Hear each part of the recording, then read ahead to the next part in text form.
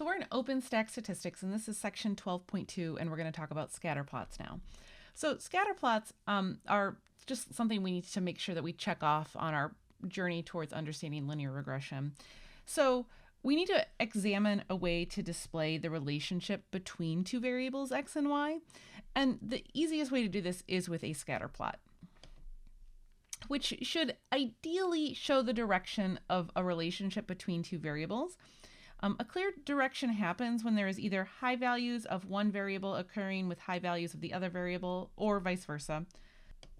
Or you could have high variables of one variable occurring with low values of the other variable. Say that 10 times fast.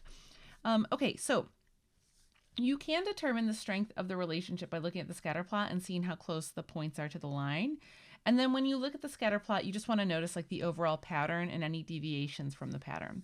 So now we're just going to look at a bunch of examples of scatter plots just so you can kind of see what I mean here.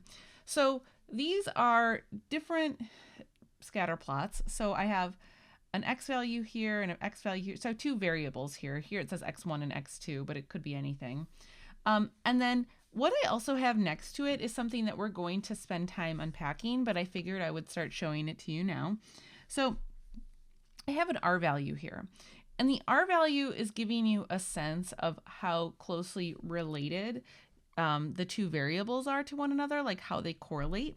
So just something to start seeing now and, noticing. And you can see here, so just in like relative terms, like this set of dots here seem like they have more of a pattern than this set, right? This is just scattered.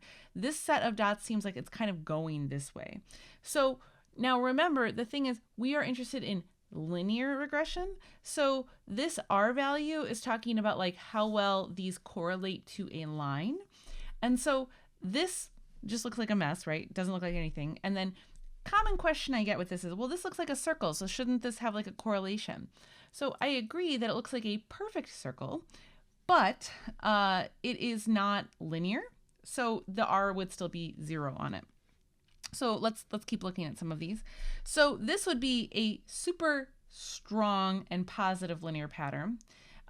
This is pretty rare, but it's cool if you get data that looks like this. This is a common thing that can happen. So you can have like linear data, but you can have like something that is deviating from the pattern. So we'll discuss that situation. This is kind of the opposite now, right? So this is a negative linear pattern that would still be very strong. This looks negative, right? It feels like it's going this way. It's just much weaker in comparison to this. So we're just trying to get that intuition for scatter plots. And now this one, this is fun because again, it feels like it should be linear, and you might even say, oh, but it has like a line through here. So when we are thinking about scatter plots though, we are thinking about the whole picture, which would really be from start to finish.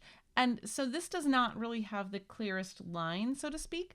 And in fact, this is what's known as exponential growth.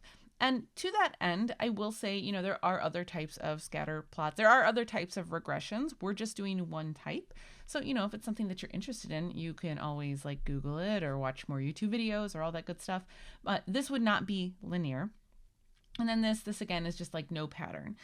So scatter plots, if you're lucky, you get something that is at least like this, probably like weakly correlated.